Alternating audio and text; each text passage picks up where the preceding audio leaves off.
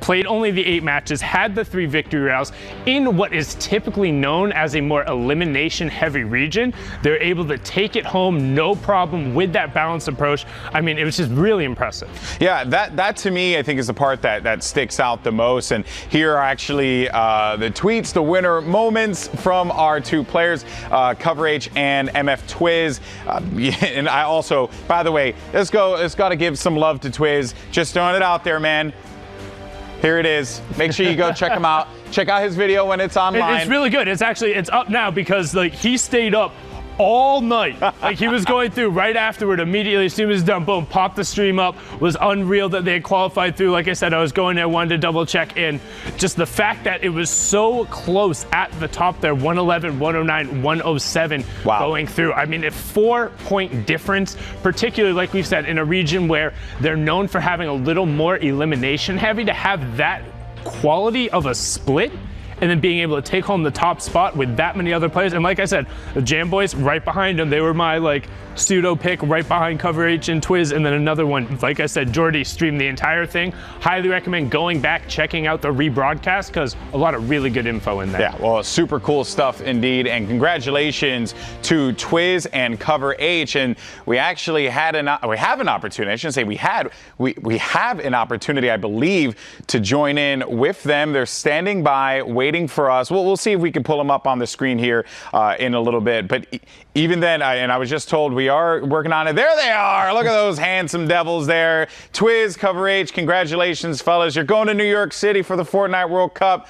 playing for $30 million. Twiz, we'll start with you because you seem very eager and very excited. How you feeling, brother? It's 5:30 in the morning here. We've been staying up all night. Like you said, I stayed up doing my video, and we're just so excited, so ecstatic. We've had to remind ourselves over and over again what we actually achieved and what's happened for us, and we're so excited for the World Cup. We can't wait to come over to New York and show everyone what we got. Yeah, so Cover H, how did this duo come about? What, like, you guys friends, like, before the World Cup happened, or did you just feel like this was like the best duo to get you to this point? And in an even deeper question than that, did you feel like you both had it in the bag, like you were never really worried coming out of the qualifiers?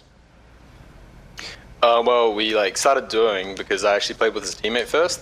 Okay. And then yeah, so then I started playing with him, and the chemistry was just there. We just popped off from the beginning. We just played really well together, and then yeah, we just seem to do really well in the cups. So yeah, fair. Well, happy with, yeah, and discussing, I guess, yesterday's matches, I don't remember where you guys ended up because there's so many players. I don't remember where you guys ended up exactly. What, second place, right? So Sundown had it with the hand signal. So Twiz, I guess, you know, were you guys confident? Were you guys confident going into today that you were going to be able to do this? What were some of the elements that you were a little concerned about, and what kind of what was the hump that you guys had to get over to get to this point? Yeah, for sure. It's a good question. So for our semi-finals day, I think we actually only ended up on about 44 points. We didn't do very well in the semi-finals. Basically, we went over our games again. We went back and we watched them to find out what our biggest problem was. And it was pretty clear that our problem was late game. We were doing a really good job of getting frags early game, mid game, even late game as well. But we had troubles with some of our late game rotations, staying in front of the zone, holding height, because we always go for the high ground. So we went over those mistakes and make sure we played consistently in the end game, and we managed to learn a lot from the semi-finals and bring it all the way back around in the finals and find those consistent late games with the wins and a couple of second places as well.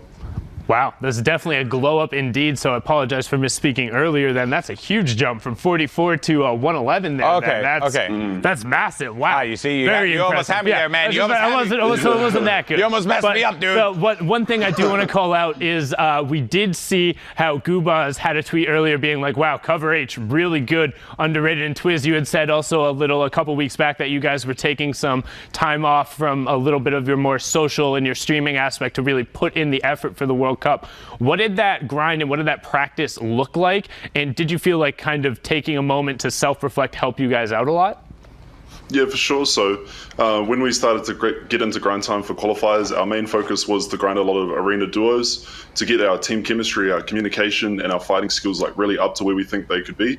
And I decided to take some time away from streaming to really like work on our personal game as opposed to more of an entertainment type point of view, to really like work on our strats and go through over our gameplays and have that kind of time to be able to take it at our own pace so we can improve and work on the things that we need to. And we just like stick to the book. We always go back and look at our mistakes. We take full responsibilities for our mistakes, and we always try and improve from it, always try and move forward. That's awesome. And just so I know, too, it's just the two of you. Are you guys working with an analyst, working with a coach, or is it just the two of you having this conversation?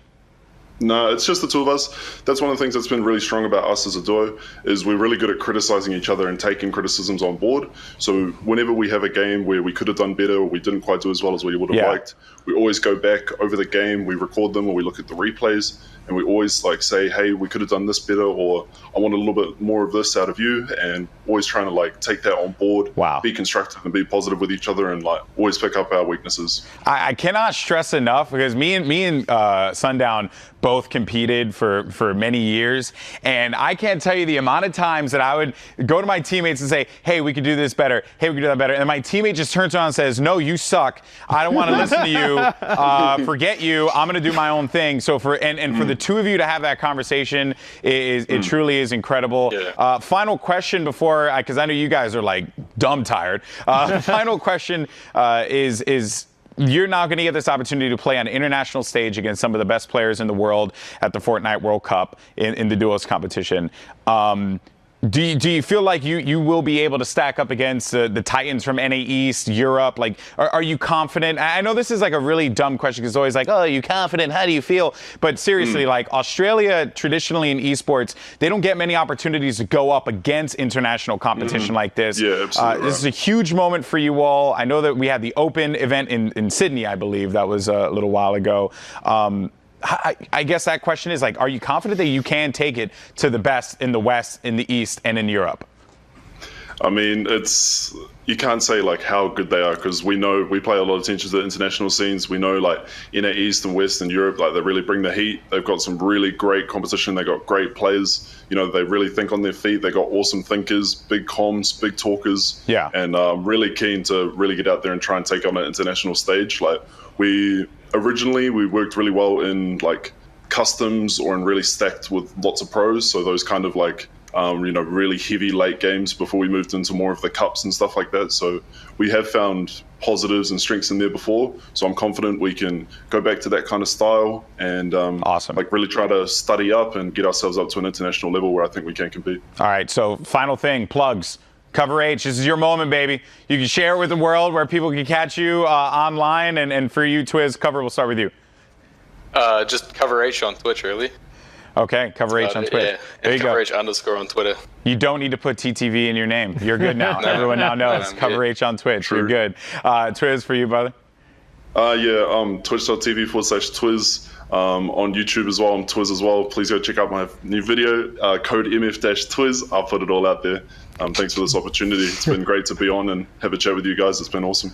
Awesome, man. Well, I'm looking forward to seeing you guys in New York. I'll take you out for a good slice of pizza, give you the good, authentic New York experience. You know what I'm saying, baby? That's what's up. Yeah, Thank you guys so much for joining us. I really appreciate it. And congratulations once again. We'll see you both in New York City. All right, so we didn't get a chance to see the results earlier, but we're going to take a gander at them once again. Sundown, like for the whole screen so everyone can see like where they were there. So let's bring up the standings when we get a moment. And there you have it. So Sundown, break this down for me, brother. There we go. So these are the correct standings with the pricing up there as well. We just talked to Cover H and Twiz. And again, thank you so much. We know it's super early. Super early, super early, like 5:30 in the morning. The first duo pair qualifying through, you had Jamzore and Geese. Just below them in second, Jordy, X3, and Chief Radius in third. Rounding it out, you had Ghost, Zarbi, and Trapped, Minikin and Rel, Kaze and Flacco, Gubaz and Slaya in seventh, Jalen and Chief Skyla in eighth, Alikau and Minigov in ninth, and then the X2 twins, Jesse and Jordan, down there in 10th place. So that's a solid top 10, man. That's really, and you can see when those qualifying spots, because Oceania only actually ends up getting 3. They alternate weeks going through, so they do not have a qualifying spot for the next duo round. They'll only end up getting 3 because that's based off of region size and competitive participation. But I mean, like, it's going to get real tough at the top end. It truly is. It truly is. But it has been incredible to see the Oceania region show everyone why they should be on the world stage, and they're going to get that opportunity to do so. Once again, congratulations to Twiz and Cover H. But now let's go to the next region, which already has their winner, and that is going to be Asia. And Asia, we keep on harping on it. We got to talk about it. They're a competitive region. We know that the skill is certainly going to be there. And who came out on top in the Asian region to take that one spot, Sundown? So again, it was a battle of that top 3. Breaking it down, and we've talked about them all over the place at times. It was the Top Boys were in there, the Crazy Raccoon Boys were in there, and then the Meta Boys in as well. So let's take a look at what that standing looked like. And I mean, it was just such, I apologize, it was the GE ones. Meta were just right below it. But I mean, the spread between these 3 and then the 4th place was massive. But the Crazy Raccoon Boys getting Japan up on the board. Bell and Scarlet going to New York City and qualifying Japanese at players. First spot. Yep, Japanese players. The Crazy Raccoon players from Japan able to edge out the rest of the competition. I mean, incredibly impressive from there. Wow, that is super cool and really just impressive. And I also know, too, we'll pull it up in a little bit. We have some stats for this. And once again, so the numbers here are insane. Obviously, 106, 103, 102 points. But look at that breakdown, right? So the blue that you see there, that blue half of the circle, that is going to be placement. The white half of the circle is eliminations. And Sundown, once again, your point stands true that we see this kind of half-half, right? Players who look to play for that placement but look to play for that eliminations. Like you have to have that healthy balance in order to really climb the ladder, if you will. Yeah, to be at the absolute top, you can't forsake placement points at the kind of at the cost of going for elimination. So you can see here with the other 2 duos, they were on 10 and 9 matches, but able to get basically the farther end of the spectrum for the spread with 60%, 40%, and then 57. And still fits within 43. what you said, still which is inside 60-40. the 60-40, and they're in the top 3, so it's not discrediting that. But you'll notice there's a trend towards the people who are winning, the people who are at the very top are getting that much closer to a 50-50 spread. And I think the key part is here, you don't want to invalidate certain types of play styles, right? True. If somebody's particularly good at the early and the mid game, they are able to frag out against the best of the best. Because again, when you're playing on Sundays, it's the top 1,500 duos. It is the best in your region, the best in the world. You can't get against better Fortnite players. And if you're dropping those kind of eliminations early but not making the late placements, you should still be able to climb up. But there's no way you're going to get a qualifying spot in New York by just doing one or the other. You have to be able to do both well, as you can see these guys doing here, GB. I mean, it was just incredible.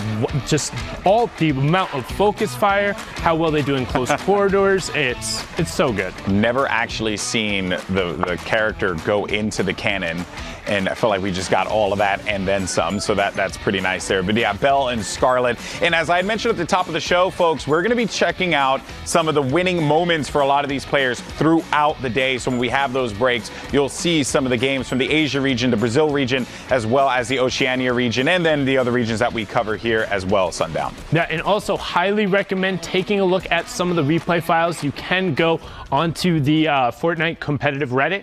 They will get posted there. You can check them out. You can go back through, see what the winners do. You want to see what the best of the best are capable of, how they're able to get to New York. And I mean, just tossing it right up there. Bell saying, easy, high New York. Best tweet, hands down, easy, high New York. Like, easy? It was 106 to 103, brother. Like, hey, right? I respect the hustle. And then Scarlet there. I'm grateful to all the team members and fans who have supported me. I really appreciate it. I will do my best in this game.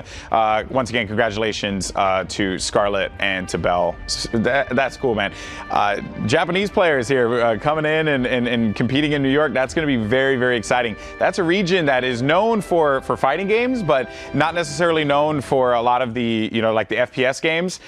So it's nice to see that players are, they can hang. They can hang. It's not just the Korean region that's very good or the Chinese region that's very good. Like, hey, the Japanese players, they're climbing that ladder as well, and that's some pretty cool stuff to see, Sundown. I mean, and we have seen them play internationally before as well, so they're not necessarily completely off the radar. Crazy Raccoons in particular, like anytime I hear a team name that's just like kind of hops out to me, and just right away I can imagine that, like it really vibes with my Fortnite sense. Like, and the way they play, like they look like they're ravenous raccoons going after. They're like, oh no, there's another target, go get it. There's another target, go get it. And I mean, seeing them at the Katowice Royale, seeing them on this stage, it's just been incredible. And I know they were ones we called out to keep an eye on. So cementing their spot in New York, particularly in the first duo week, it's got to feel good. Yeah, awesome stuff there as well. And I mean, I know that everyone wants to get into our matches that are going to be coming up in just a little bit, but let's take a look at the qualifying spots and who will be joining us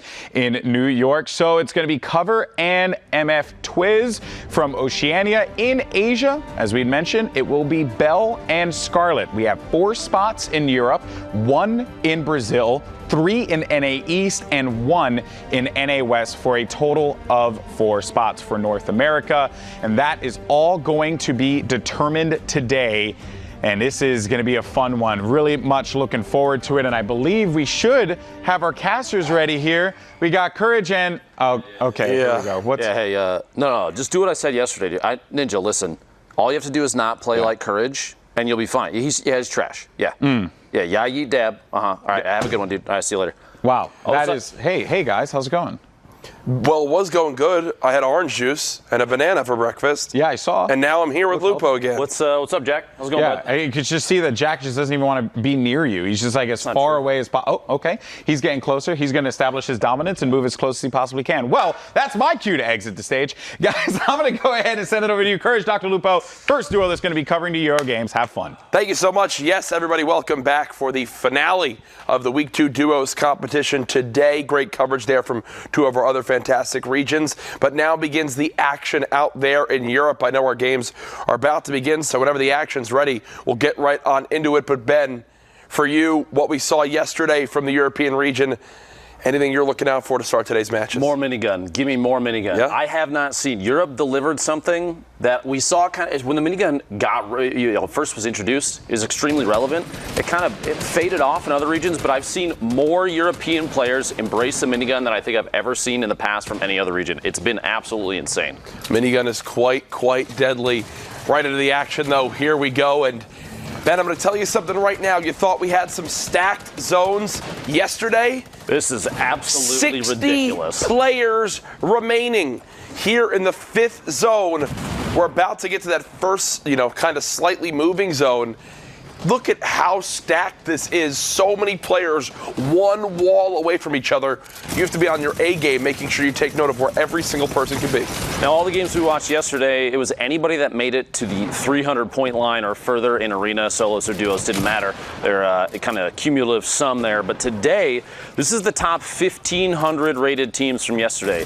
You could argue that yesterday's games were potentially, as far as scoring goes, at some points, maybe even as easy as some public matches, depending on who you ran into and the position you're in. But these games today, Jack, everybody is top of the line skill. They all are as aware as anybody else. We watched Mag Venom and Everglide yesterday lay out a number of teams, and here we got the Boombo from the top all the way up above, beaming down on players from below mid-rotation. It looks like a couple solid hits here. The little jump pop of the Boombo is incredibly effective, as Andy finds out very quickly.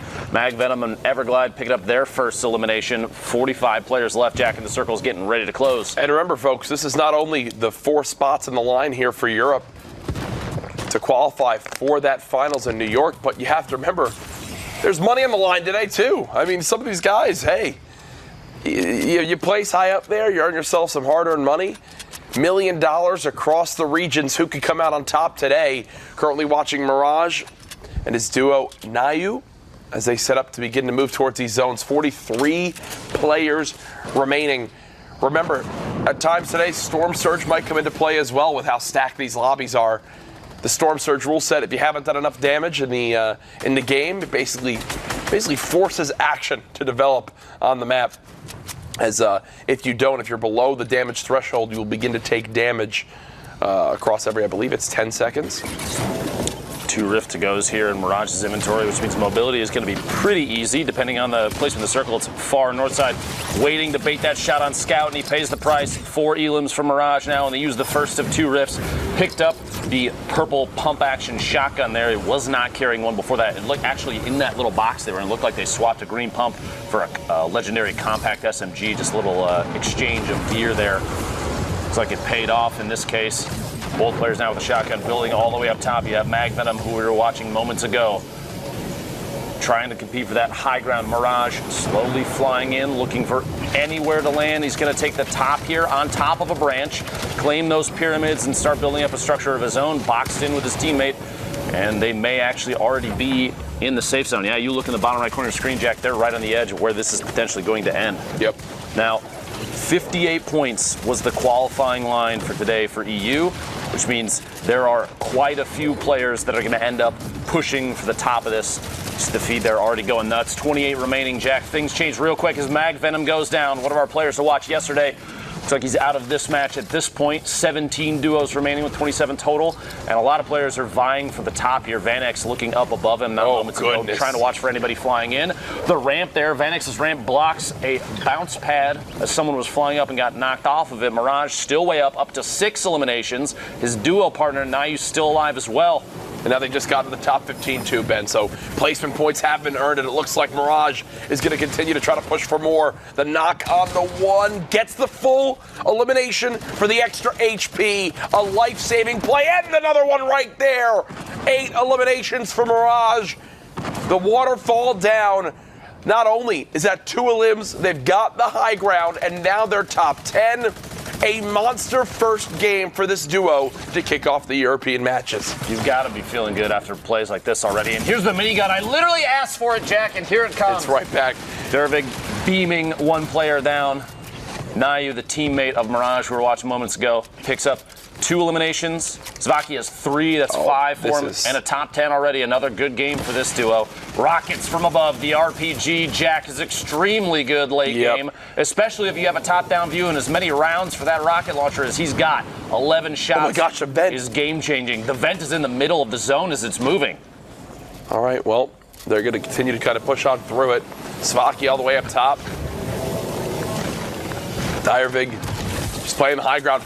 Poison traps being dropped on down, making sure, hey, if you're going to land on top of me, you're going to take a bunch of damage right now. As this is a look from the top down of exactly where it all stacks up. By far the healthiest duo remaining in this game. Realistically, no one above 150 HP. And here comes the Rockets raining down from above. 1 or 2 players stuck in the zone. Double miniguns. Jet, love to see it. Jet's taking the high ground, though.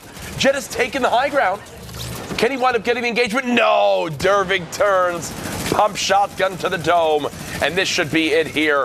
A 2v1v1. 400 combined HP. Minigun. Rocket launcher. Ben, you wanted to see it. Here it is. They're delivering and then some. There's the game. The Victory Royale. 9 eliminations plus the 10 points for the Victory Royale, Jack. A 19-point game to start your day. How do you feel after that? You are screaming, I think. I think you're screaming, and you're realizing that, hey, that's our buffer for right now. You got to keep consistent, but right now, definitely one of the top placing teams on the European leaderboards. Hopping to our second game we're going to cover. 58 players remaining now as the storm begins to push. Loot Boy Scram. 3 eliminations, the most right now in the lobby. I just want to point out super quick, too, I didn't know that was how that game ended, just for everybody watching at home. I really just wanted to see more minigun. I can't believe they both were lasering with a minigun at the very end of that match. That's ridiculous. Hey, Ben, you're a prophet. You're up. Thank you. Thank you very much. I appreciate that. You can see the future. A beautiful knock right there from the Stinks. And wait, what? He got both of them. The proximity, they were right on the edge, stuck in each of their own boxes, and he picks up 2 right there with a pair of stink grenades. All right, well, there you see right there. You can't ask for much more, but back to the throwables, the stink grenades. When you get that knock, the Stinks make sure that there is no way that this player can wind up resurrecting their down teammate. And it's like peace of mind knowing, hey, it's not like normal where you have to kind of push out and the turbo builds. you're having to fight a turbo build. No, you just throw a stink, and no, there is no way that they can stick this resurrection right now. So you basically got yourself a guaranteed point. Season Joy both beaming out their own windows. Gets a knock there, 59 meters. There is that zip line in the zone, so some of those players that were stuck on the opposite side, once the zone starts to push, if they want to play it real risky, they can use the zip and push out across, but that's probably not going to be the case. That elimination does go down. So he's picking up his first. That's one for this duo. 45 players, 27 duos left. They're pretty far out from placement points still. We're going to see a lot of matches today, Jack, that play out much longer with more players late game than we've seen from yesterday, because today's the day that counts even more. Not that yesterday wasn't a big one, but this is punching your ticket to New York City for the World Cup Grand Finals. This is an opportunity for, like you said, quite a bit of money, not only for placement here, but even just making it to the World Cup. That's a chunk of change in itself. Oh, absolutely. And you can tell right now, Season Joy, I think they were questioning, should we go for it? Should we go for it? Now they do, and here comes the W key right on through that floor. Elimination on one. Did they find the other? Couldn't actually tell. Powa is hiding up in another section. You see he's holding the edit, I believe, on the pyramid above him for just a moment there. Not going to be able to rotate out too quickly. Season Joy still down underneath. I believe only one baller between the two of them now. One of them was very broken. Looks like it got broken. Dark rolling through is a number of players hanging out in their own little structures right now. 39 players, 24 duos remaining. Simo with one above, whiffs that first edit right there, was trying to see if he could potentially spot this one. Did get a launch pad. He tries to use it, but he gets blocked by the stairs. Some good damage on this player just in front. There's the knock, and I like this a lot. Instead of immediately thirsting, going to run forward, because now when this elimination winds up coming on through, he'll gain the HP back instead of taking more storm damage. Fortunately, still one player behind him, and he's not going to be a happy camper after that one, as there's still someone that was tack lost behind in the zone. Down to 20 teams.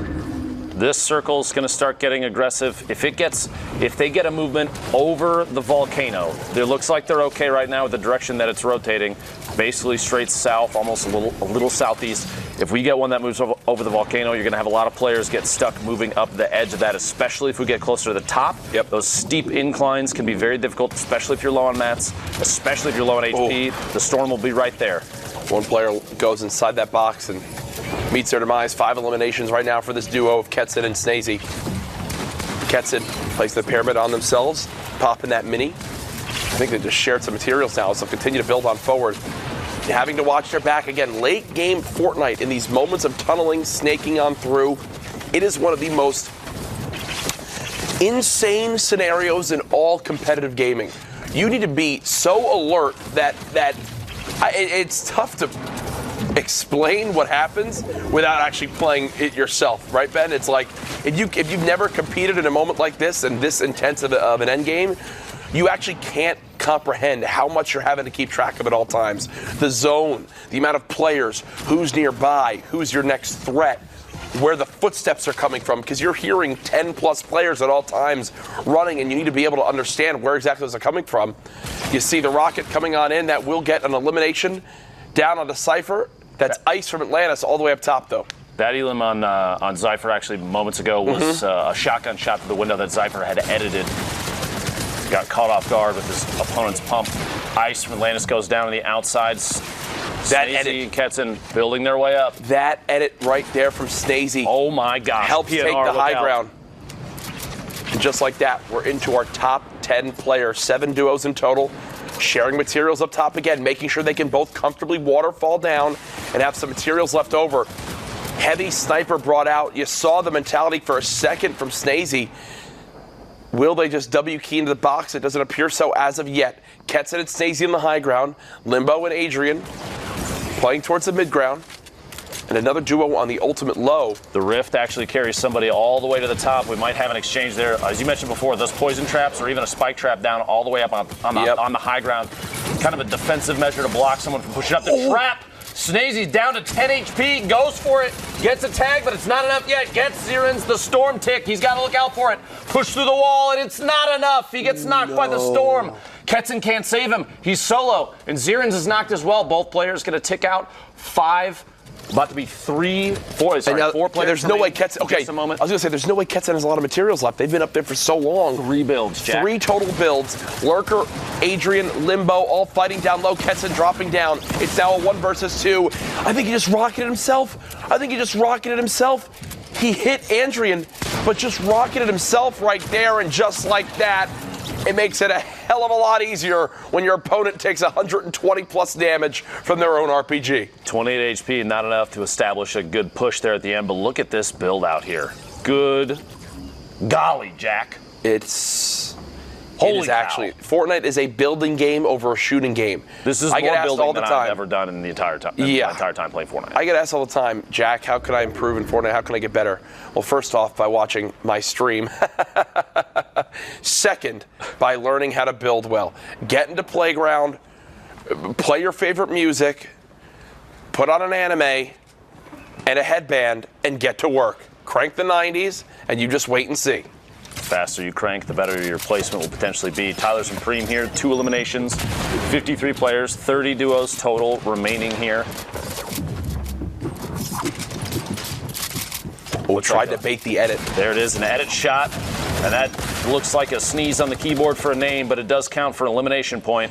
Just trying to read it for a second. There's no possible way that you can physically impossible. As here comes the pressure now from Tyler again, holding this pyramid. Now, if you're the player just above, there's so much going on, you might not even be able to notice that, Tyler's has already pre-edited that floor. You can see the people just above it. Looks like now is the time they're going to want to go. The edit comes on through. 1 drops down into 2 full spray. Assault rifles right there. Floor quickly edited and reset. That's 1 elimination so far. They're already maxed the materials as they build on out, slide down the edge of this mountain. Someone's ballooning. Yeah, that's the not single balloon strat. That's there, not Jack. going to go well. Yeah, the single balloon strat, always something very, very popular in competitive Fortnite. 82 pump tag. Should be a finish. There it is. Max materials, though, nearly. Lupo. And a minigun. Yes. You'll love to see it, Jack. Yes, you do. Tyler's ready to hold down that left click or R2, or maybe he's. By the way, I believe it's NA East. We do have a player that qualified on an iPad Pro. Not even a joke. So who knows? Maybe he's tapping to shoot that minigun there. Either way, that thing's intimidating, especially when you're trying to turbo build against it. A lot of bullets coming out. Ammunition there on your screen for just a second. Not too great. Technique, a player we saw on the right side of your screen there for just a moment. Also someone that we saw yesterday put on quite a show, a push in from outside in the storm, and he stayed alive from that. Was impressive. We're up near the block right now. I'm trying to remember if it's still the castle. I think it's still the castle block. We will be going east of it though, so it won't come into play too much. Looks like you see on the left side of the screen, it is still the castle. Love that. You better watch out down below. Keeping the door open. Not a good idea. Viper HG pays the price. A shot from above, maybe picking up a second elim, but Zyman's teammate Venox gets knocked and eliminated. He is solo now with only 8 builds, no shield. The drop down goes for the SMG spray and gets Viper and his teammate on the rotation in. That's 2 elims right there. Yep. Technique building up above. Simon trying to stay ahead of the storm. No builds left, Jack. A green SMG might not be enough, and he tries to push in on Technique. The pump shot not enough either, and he pays the price. And look at how low these players are in HP moving out of the zone. They've been taking so much storm damage. Glorly. Shots going downrange. Quick edit on out, just knowing once I'm set and safe, it's time to farm whoever's still at the disadvantageous position. And Glorly gets beamed there for a moment. Now just trying to stay alive. I believe this isn't their actual view in the baller, just to be clear. They're 12 miles out in the storm, but I believe they are still alive. There we go. 16 players, 10 duos left, which means they all just got to kick up in placement points. Technique at the bottom of your screen goes down. Wonder, it looks like K, the very edge of the storm, all the way up top. Not sure if they are on the same team or not. Looks like shots are going out from both players as everyone's trying to make headway ahead of the storm here. 13 players, A duos. Protox and Risk. Risk already out, but Protox sitting pretty in a baller. Doesn't have to get out. Nope. He doesn't have to challenge this in any way. Look, they have 0 limbs. I mean, that's been their mentality this whole time. Here we go. Pressure as the baller is broken. He's going to build his way up. The door edit, maybe not what he was going for in that situation, but he does box himself in. He's looking out in front of him. 54 builds. Pretty sure his inventory is probably full. The blue pump, though, and that green heavy AR, both very important. The pump shotgun is so key for these close combat fights. The fact that you can one hit through a player that maybe pushes into your box just the right way, if your aim is on point, it can make the difference between making it out alive and being eliminated and going back to the lobby. Look at how much health is remaining on all these players right now. All the way up top. Majority of them at near 200 HP, and then it's Wonder all the way up top, basically one shot to an assault rifle. Even just keeping their fingers crossed to get an elimination for that health on a limb. The top right of your screen, Sewa picking up 2 there, 4 elims for that duo. Jabra's still alive as well. Both players still in it. The only full duo left. 7 players and 6 teams. Everybody else is solo, which means every other player has got to be playing as safe as possible. But in a storm like this, you've got a rotation occurring, a lot of branching already built. Players are going to be, they're going to have to knock through walls. You see in the bottom right corner, they're going to have to melee their way through structures, which means they can get caught off guard. The minigun in the top right, only 15 HP, but Sewa says it might be enough to pick up another elim. It's not, and he gets beamed from above. Protox. That was such a 200 IQ play. Hides in the enemy's builds in the corner with a beautiful view of the entire zone. Basically played around the fact that they thought people would drop on down. That's exactly what happened. It was 2 quick eliminations. 4 teams left, 4 solos in total. Protox trying to break and claim the wall. There's the edit. A quick pump. The reset on the wall. Now continuing to move on through. Thankfully for Protox, this is all wooden build. So 2 quick swings will break down the structure. Boogie Bomb now picked up. More materials as well. Up to 109 builds. Oh my God. 180 pump. Trap coming in. Going to continue to have to follow these, but they've got enough materials to continue to follow this all the way out. Oh no. Stuck in the builds. The edit's coming through. The shot comes in! He owned the floor! Protox ends the game with 4 eliminations and the victory royale. Absolutely incredible. The awareness in that moment of knowing that you own that floor. And I didn't realize just for the right time to hit the edit jack. Yeah.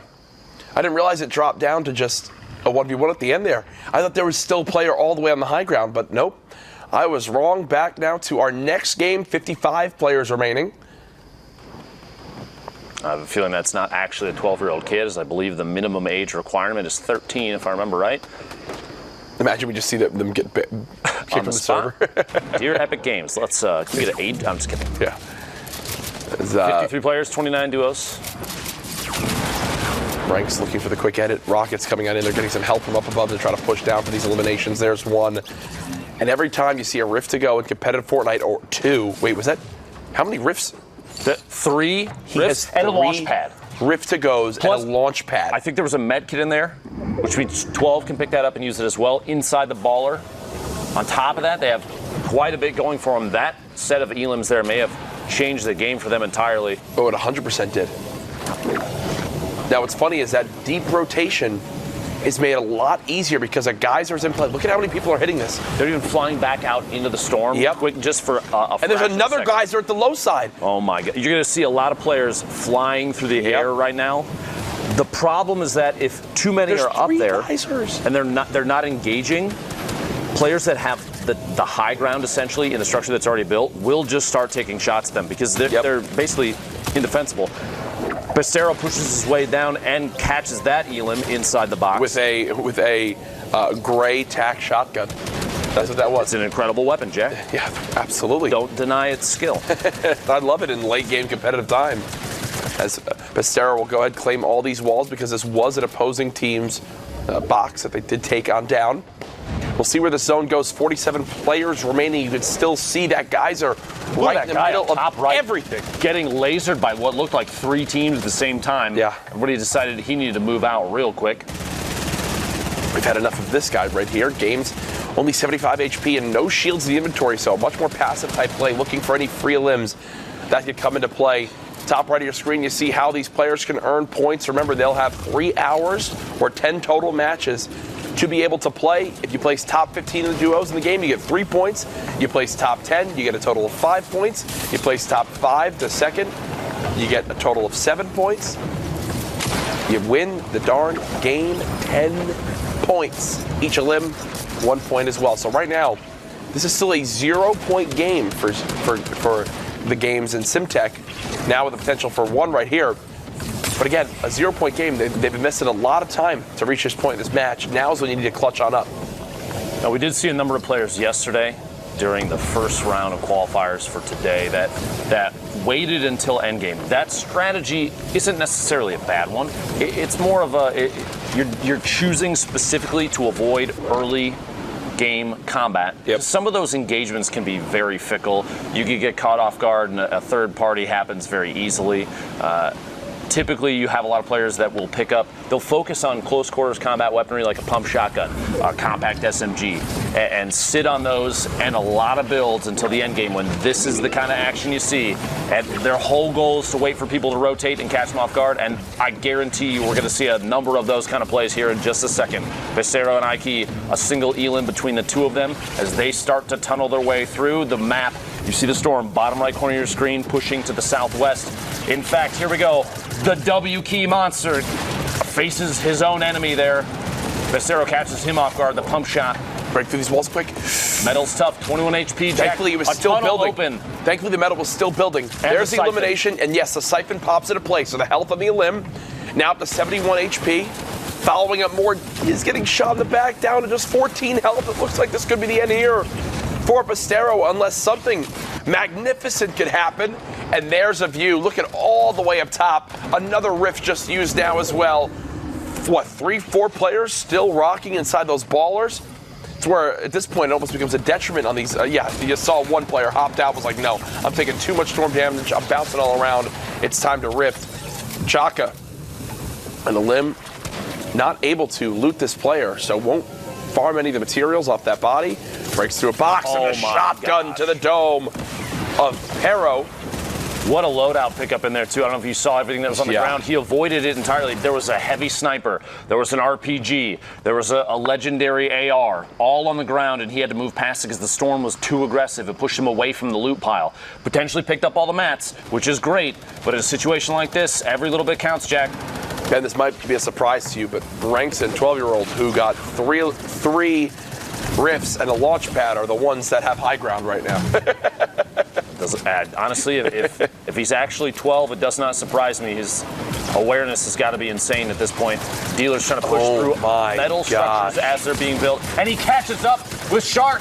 Gets the one pump, the siphon heal there, puts him back up. Another one. Nash goes down for just a second. Dealers was at 15 HP. Another one. Chaka goes down. Dealers barely staying alive. A 115 shield shot right outside the storm. And his run is over. But oh my gosh, Jack, the fact that he made it all the way to 8 players remaining is insane. I thought he was dead 4 times over right there. 12-year-old still playing the high ground. You see Ranks now has dropped on down, so just going to keep holding this high ground for the moment. It's now a 2 versus 1. Naka all by themselves, having to run through the zone. Doesn't look like they have many builds left, and there it is, folks. 12-year-old and Ranks with the victory royale. 8 eliminations, and guess what? I'm not the smartest Fortnite player in the game, but when you get 3 rift to goes and a launch pad, you have a pretty darn good chance of winning. Some could say it's like 3 plus 1 equals win. You know what I mean? Like that's basically what you're saying there, Jack. Exactly. Quick math. It literally is that, But the thing is, I'm not really good at math, so I'm glad that Jack did that for me. Welcome everybody. That was crazy. Okay, for one, 12-year-old kid. We've seen 12-year-old kid a few times, by the way. I think I saw Lux Cup. I think was what we saw. Definitely been in some of the Lux Cup matches. And I remember making that joke then as well, and we still haven't quite confirmed. Watch yourself. But as far as those games go, insanity across the board. And what I think is really like one of the best parts about competitive Fortnite to me is when a player just wants to dive into that 1-by-1 and just wants to go toe-to-toe. That CQC, close quarters action, close quarters combat. And Sundown, I know you had a few of those highlights you wanted to cover and then some. What do you have for me? Yeah, so we're going to take a look, particularly you talk about it, Fortnite in the late game is a different dynamic because you're playing on basically inside different 1-by-1s or on different tarps as they're referred to. So generally you'll have a high level, a mid level, and then a low ground. Yeah. But this ends up resulting in a lot of pairs either working together or trying to catch people rotating while also remaining covered. So you can see here, Mirage does this really, really, really well with Nayu. The entire time they're always, it's team fire going in and making sure they're finding the same targets, keeping themselves covered, and then when they do go aggressive, it's directly on top of each other. So able to pick up a huge down there, gets the Siphon to stay in the match, and then is trying to find the player who has to rotate through that tarp because they have to build out. You know they're going to be on the edge of the circle, and this is just great. Using the edits to drop the player down, and then both of you going through, picking up Difficult Cockle good. Right there. You guys said it was impossible, but that's his actual name. I wrote it down here on the card. But then again, picking up the other player, utilizing that new infantry rifle at the close range, the high rate of fire and good base damage to pick up the elimination, and then they edit back down the resources to make sure they fall in and they get a rift to go, they get a big pot. Absolutely huge there. And then Glorly does it by himself here. Oh, the angles. It's so good, right? The angles. Like editing the top wall first to make sure he's only exposing a certain area and then editing the bottom. And you have to factor this in mind as well, Sundown. There's like a split moment that they have to come up with that decision because you have to know like, hey, my body's going to be over this wall. I need to make this play. Or it's below and I need to make the play. And that's exactly what it's about. We talk about split decisions right here, and sometimes the player is just directly in front of you right there. Didn't even have a chance to react, and that's when the practice comes down, just all of your aim training, and then sometimes about decision making and knowing which walls you own. A great little 180 there, throwing it back out, putting a trap down to cover himself, and then just check out this cheeky edit play, Golden Boy. Oh, because he knew that he owned it. He knew that he owned it. He was like, I'm prepared. You think you're safe. I'm going to pop up right there. And that player doesn't know, right? That player's just like, okay, I don't own this, but I need to like be aware. But the element of surprise plays into that individual's hand. And typically you wouldn't think that because you're outside of the storm, and a lot of players would panic at that moment. But to just be so calm in those final moments and just know that you got this. You have this shot covered. That was really, really cool. Some good moments there, without a doubt, bro. Thanks for breaking that down. I appreciate you.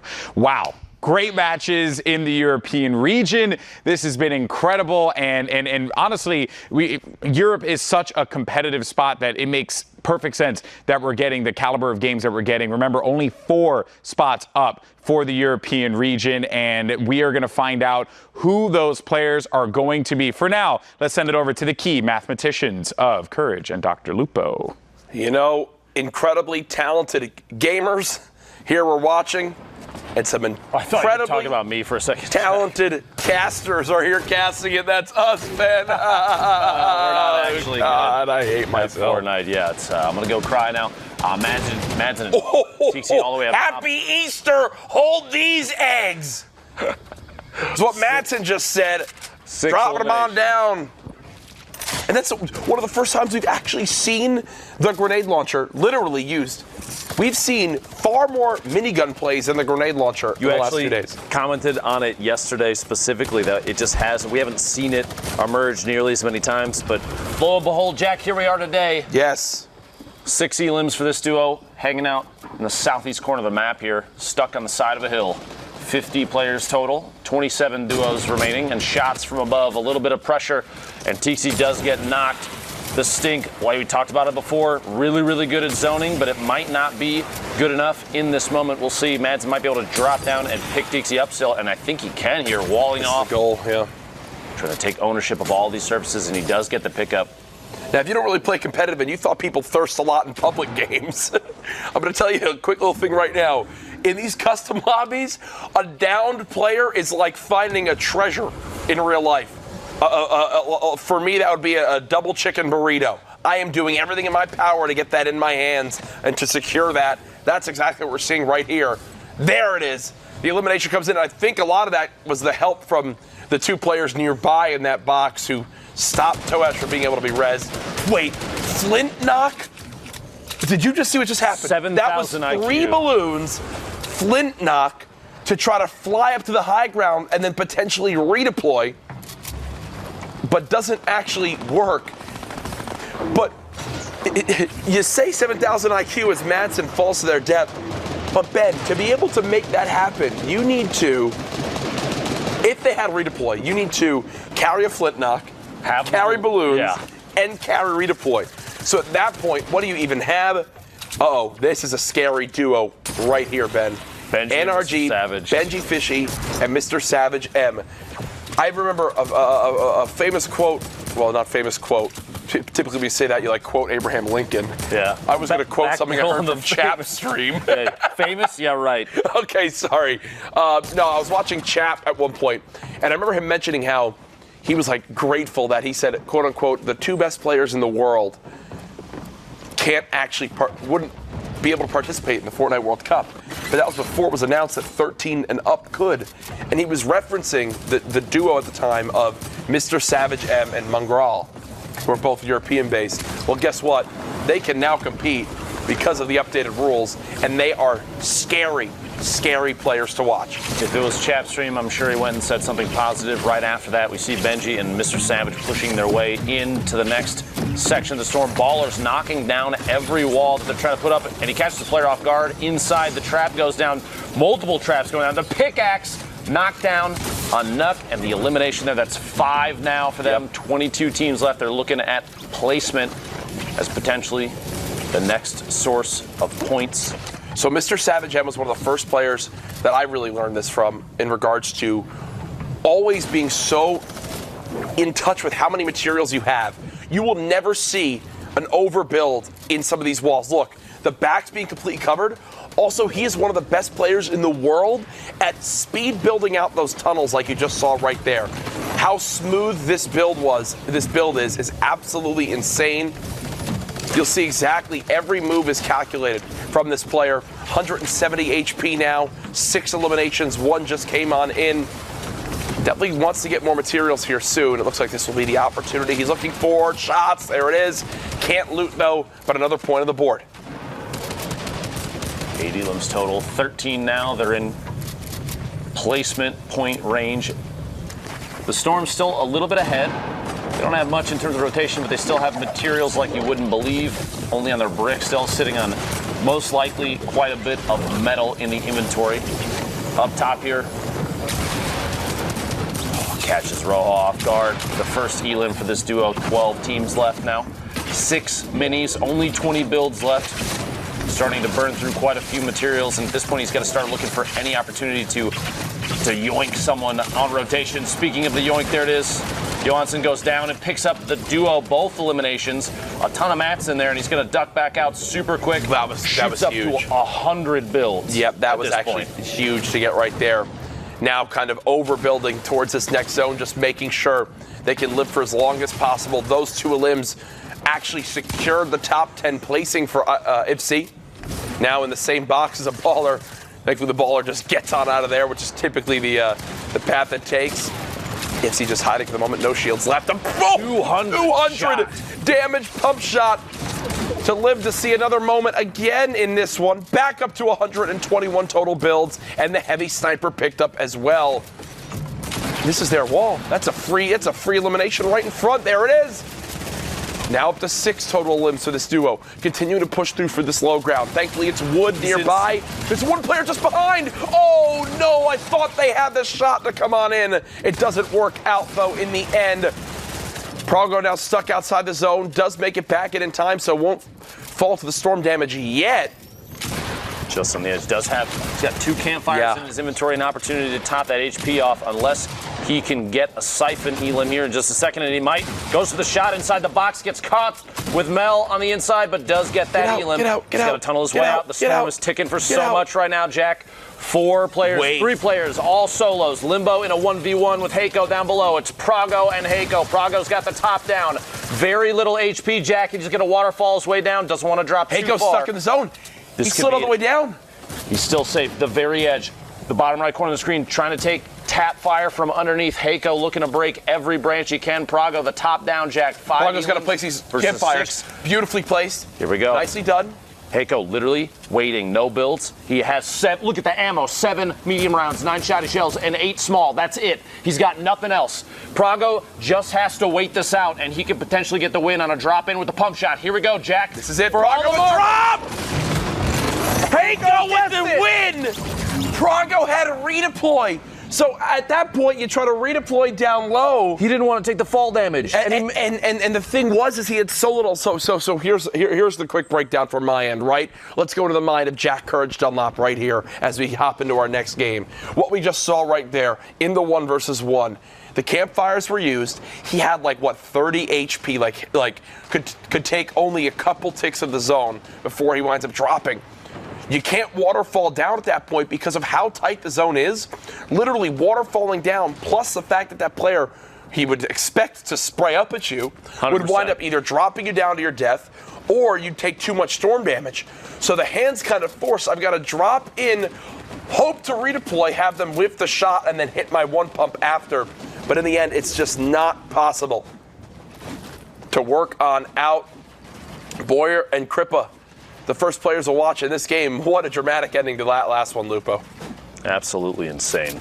I almost expected at that point, you go for the redeploy and you're going to leave yourself exposed. In a situation like that, maybe just going full send and waiting to the very last moment to try and hit that pump shot, because the closer you are, the spread is tighter on your opponent's. If you're going for a headshot, you look for every chance you can to focus as much damage as possible. Waiting for that last second hit might have been the play, and if you miss it, then you're going to hit the ground, take the fall damage, and get eliminated anyway. It's kind of a toss-up. Yep. You can make an argument on either side, sort of thing. Exactly. But Boyer now just continuing to peek on out through these edits. They are pre-set up in this zone. 2 Rift to goes, Slurp Juice, Heavy Sniper. Oh beams, my gosh. Beams, Mishmosh. And you got to think, they want to secure this drop that's about to fall on in. Now I'm surprised they're not building any pyramids, especially when they have, just 1 layer of floor below them. They haven't done it yet. Here's a look at Majin, Provoke, Atlantis, and Fnatic here. Opening the wall. Finishing that player. The attempt here, the reason for the finish, Jack, they're not going to get a point for that, but if they're close enough like they are, you get all the mats, you get all the shield. Yep. You basically claim the entire pile of loot as your own, since whoever got the knockdown, they don't know necessarily at that point. They're not going to get it. The top center of your screen, 2 of the excellent players from Solary, Hunter and Kinstar. We've seen them in plenty of competitions in the past, and no surprise, here they are today qualifying for today's attempt to make it to New York City. Yep, the French duo. Scary when they can kick it into gear. A beautifully placed Stink starts tagging both players. And what also that gives Kinstar is not only the damage, but the peace of mind of knowing exactly where those 2 are. It's almost like it's almost like you get an outline of where they are at all times, because you see their movements. You can tell, they drop down a layer. Oh, now that they're safe, we know they're not in this box. Chewed Up gets beamed right there. They're going to hit the launch pad. And what I like about that from Kinstar and Hunter is there's no hesitation. They don't try to continue beaming that box. They know that there's no way that player can be rezzed with the zone at their back, and now the elimination comes on in because the player's already taking 5+ tick damage of the storm, plus the damage that you get when you're knocked out on the ground. They're going to drop real quick. Still see a handful of players and ballers rolling around in here. Somebody should close Discord.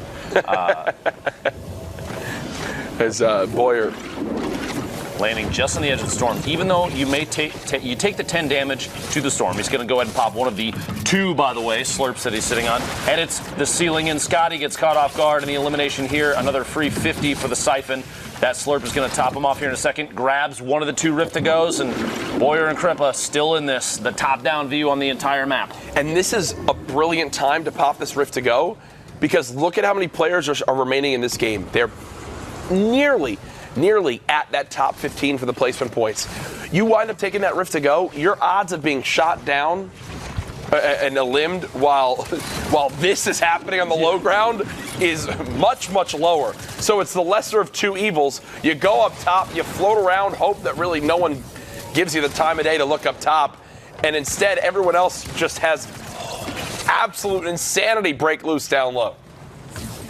It's funny that Kripa and Boyer have landed now. They're not the top layer. Provoked, Majin have that top down on everyone. Yep. Ultimate high ground, but they're in a safe enough spot that they can just rotate in ahead of everybody. They don't have to worry too much. Top 15. Clyde, Marwana with 3 eliminations between the 2 of them. Top 15, like you said. We have placement points coming out. The rocket from above doesn't take damage to it. Still at 150, but it was very, very close, Jack. Yep. Boxing is going to happen here. 105 builds. They're doing great on materials. Clyde is honestly in one of the better spots from anybody we can see right now. The bottom section of your screen is very, very thick. There's still so many players left in this one.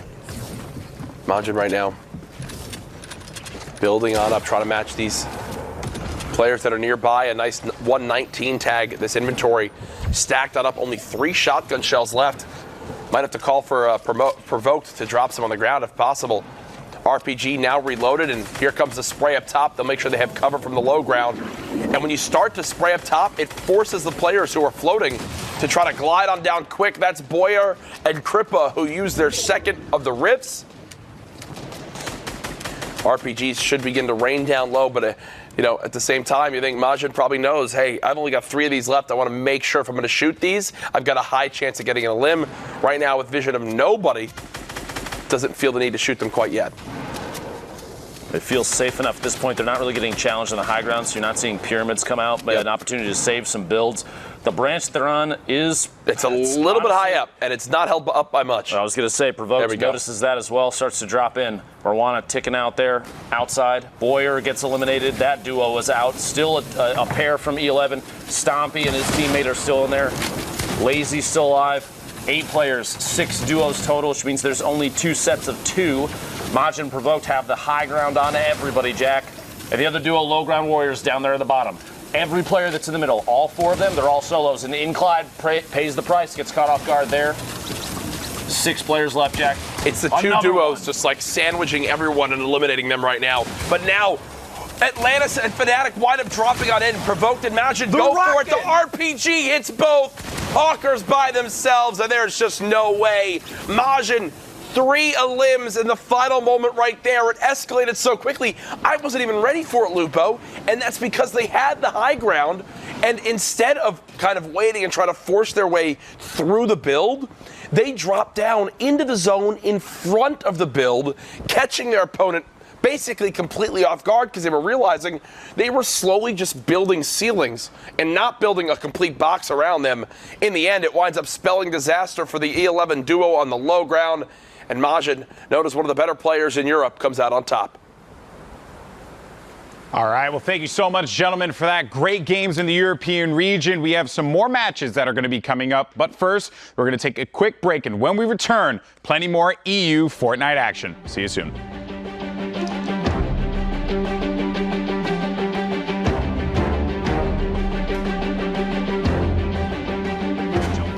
Drop in. It's time to kick off the Fortnite World Cup competition. From April 13th to June 16th, we'll be running Fortnite World Cup Online Opens, where you can qualify to compete for your chance at a piece of the $30 million prize pool. But how will these work, you ask? Each week will alternate back and forth between solos and duos competition, with players qualifying from each server region in Oceania, Asia, Europe, Brazil, NA East, and NA West. To find specifics for your server region, go to Fortnite Fortnite.com/World Cup. To play in the online opens, you'll need to compete in the new Arena mode, an always-on form of competition where players can rank up tiers and leagues. It all starts in the Open League, and when players earn 125 points, they'll advance into Contenders League. After that, you'll need to build your way up to 300 points to unlock Champion League, where the Saturday online open players will be chosen. Then, we'll take the top 3,000 solo players or 1,500 duos from that Saturday's semifinals and advance them to the Sunday finals. Each Sunday, 20 players will rise to the top and qualify to join us in New York for the Fortnite World Cup Finals. Buckle up, because we're officially on the road to the Fortnite World Cup Finals.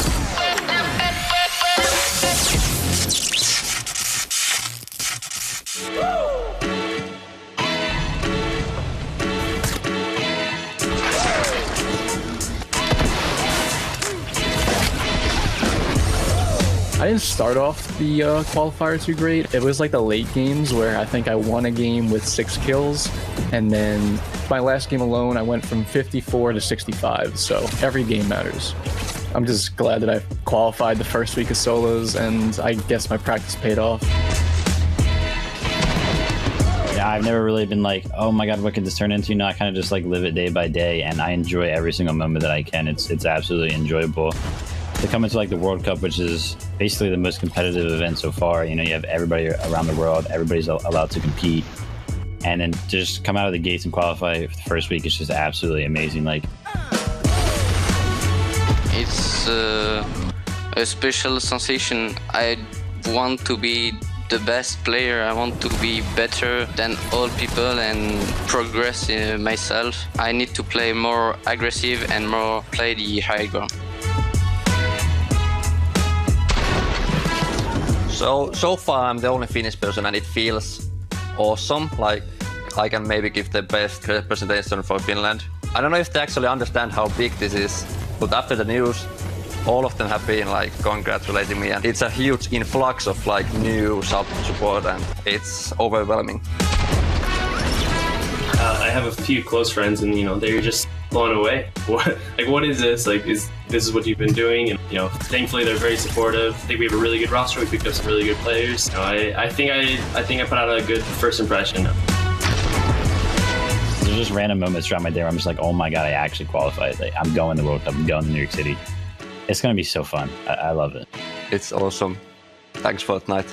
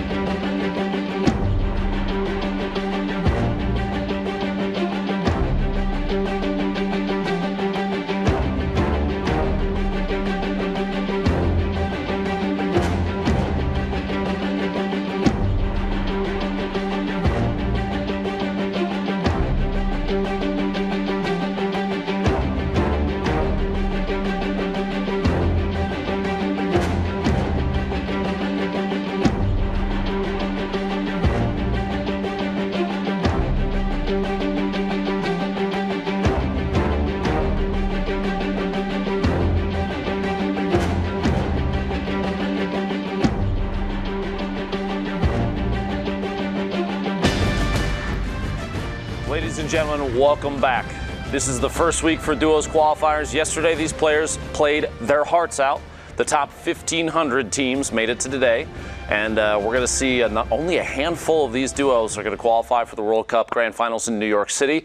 A ton of money on the line, $30 million, the total prize pool, and even the players from today that do extremely well come away with a little bit of prize money of their own. Now, Look, we're going to take a look here. We've been watching European matches, and some of these players have been playing out of their minds. Some things that I didn't even expect. The drop down at the end of the last match that Jack and I had an opportunity to cast. Majin provoked the rocket from the outside. Things that we didn't even expect in the moment. Jack expected them to hold the high ground, as did I, and they showed us why they got the victory royale that match. Now, to take us through the standings and take a look at a couple of the individual players themselves, we've got Sundown standing by. Sundown?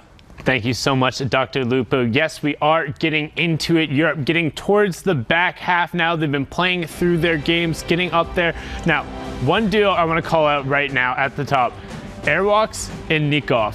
Like, they have played 3 matches, 2 victory royales, 32 eliminations, 59 points. A little crazier than that stat is the fact that the other match, they got 2nd place.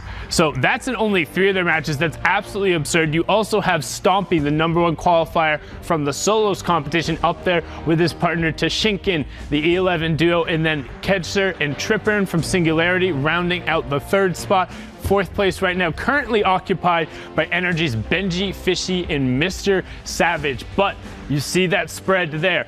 This is the barrier. Everybody needs to get up right now. 49 points is how tall you must be to ride that ride on over to New York City, Dr. Lupa. I mean, that's a tough barrier because we're only 3 or 4 games in for a lot of these guys.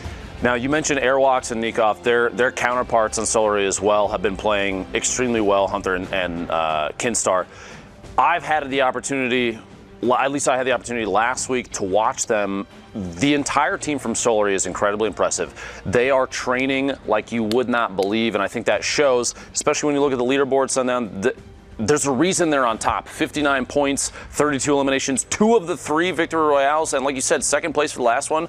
Now down there, 7th place, Mitro and Mongrel, another. The names on this list are absolutely insane, and I have to say, the dedication from a number of these players to make it this far already.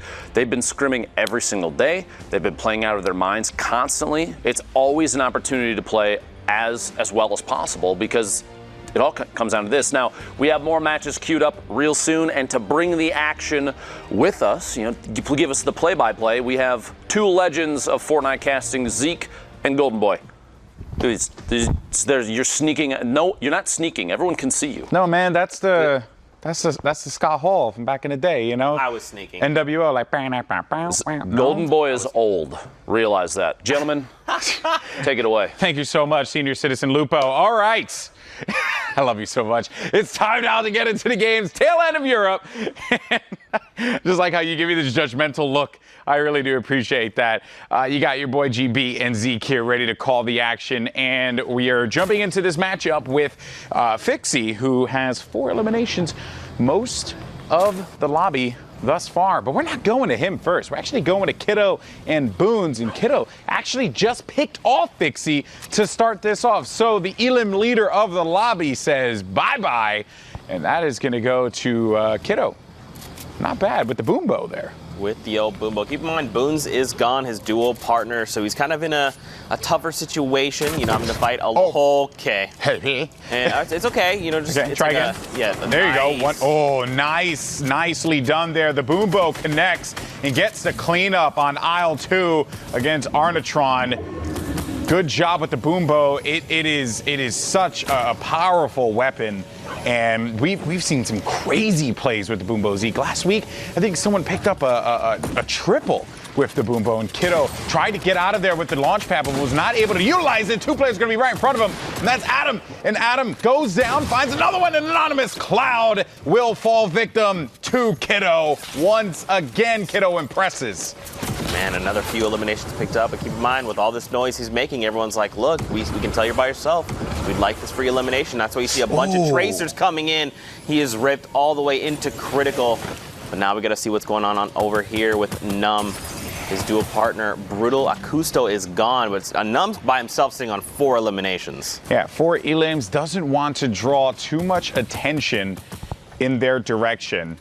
So far, though, with that 4 eliminations, 4 points, you're really just trying to hold out as long as you can possibly get to for that top 15. And then you start to get some placement points. We know how much the eliminations are and how valuable they are, but those placement points equally as valuable. Yeah, we'll definitely see the game slow down quite a bit because as you talked about, top 15 being that first threshold for points, a lot of these people, they want those points. They're so vital to their game, helping them move up the standings. So we're going to see a lot of people slow things down, make sure that every move they make Oh no, Kiddo!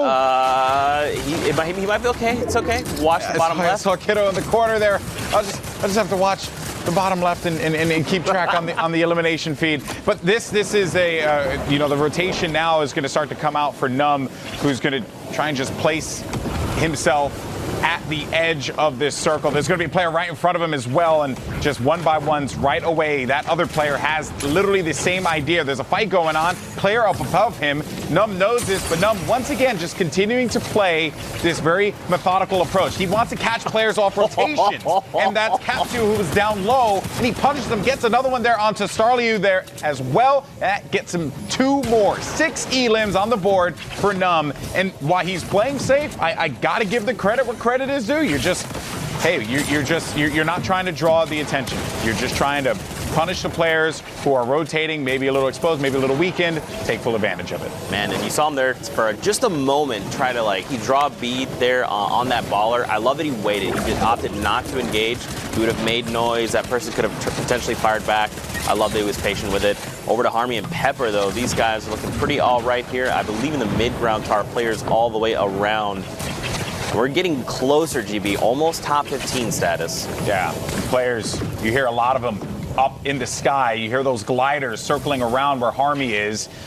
They're just trying to stay up, and everyone's scrambling about, looking for the eliminations, looking for anyone's going to challenge in Trapdoor, and that's Polar's goodbye, or Polar's, who's going to be out of the game here. And I love that play, one of my favorites, when you just edit out one of the corners of the flooring, and that player, unbeknownst to them, is just going to find themselves on another level, and that is where you catch them with the pump, with the shots right to the body to pick up the elimination. Catching players unawares. It happens. You got to be careful. You got to respect a lot of these players. If you don't own a wall, you got to make sure that you replace it. Otherwise, everyone, whoever does on that wall has editing rights. They can edit you in just like you talked about. So, yeah, if you're new to Fortnite, make sure you own that wall and you have editing rights over it, because if not, you will be punished for it. Now we got Tripperin and Kaiser. Kaiser and Tripperin actually have been top performers. I believe they were in our top 10. Yes, they were in the top 10 yesterday. We did talk about them, and maybe this is going to be a big game for them here. Kind of rough there to be pinned against the trees. The tree being such a nuisance to have to deal with. But Tripper and Kaiser knocked down Harmy, who we jumped on board with a little while ago, made some good plays, but it will be the pumps from above will be the undoing of the M10 player. Tripper, Kaiser continuing to box out, tunnel, and good job with that placement of the poison trap. Also going to open it up in case anyone is rotating out. They may get tagged up a few times with it, but someone's going to pop up right behind Tripper, and he's going to have to play that defense. One elimination for this duo as well, and a lot of players are going to be right there. That's going to be Blasco goes out of this one. Thought I saw another one in front of him, but it will just be the tree. It will just be the tree. Just the tree. And look, M10's partner there, Pepper, is he just picked himself up an elimination. That Siphon going to come through, but he's still in very critical condition. And look at this, Tripperman finding more loot. Look at these guys on the high ground as well. Yeah, you got Botcher and W Terp. In the mid ground, you have Sane as well as Enigmatic and Pepper. Pepper, the teammate, I believe, of Harmy. Yes. And then I have, oh God, that's just a great name. I'm just going to say Ebola. I can't even do it. Yes, Lupo, come right. Yes, it's ridiculous. He's out of the game. Goodbye. He's been eliminated. Back to the lobby with you, good old friend. It's all good.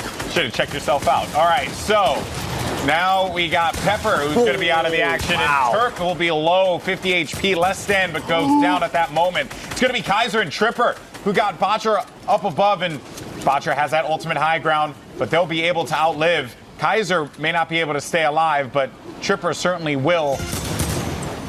They're looking up, seeing this might just come down to this is going to come down to the health here at the final moments. Does someone try and make a play? Who knows? Ketster goes for it. It bonks his head, though, and it's going to go down. And look at Botch up top. He has 3 campfires, GB. Botch is going to be able to win this. He will win this game. Tripper has no choice. They have to concede. They don't know what's going on up above them, but Botch knew the play. Drop down both campfires, pick up the dub. Victory Royale. for Botch and his squad member. And you play that saxophone all the way to the midnight day, right? I don't know if that was a song. That was, you know, something like that. I messed that one up. I It's felt good okay. about it. I felt good about it as I said it. But then as it after came out of my mouth, it was like, that just didn't make any sense. Well, You know? what does make sense is there's more games to be had. Brilliant Because we are transition. already Brilliant going on. 47 players left, 26 duos. CRR, your elimination leader here. And man, that last game did not disappoint. First No, it one did for not. us, and we have plenty more to go. And I know that people are like, oh, it didn't disappoint. It went down to health. But it's like both players played so well. They played their position so well, the ultimate low ground, the ultimate high ground. Sometimes it just be like that. And they prepared for that moment where they would have to double campfire to keep themselves going in the game. Just the little bit of ticks that you get from the double campfire was the difference maker here. It's about utilizing your utility to the utmost potential.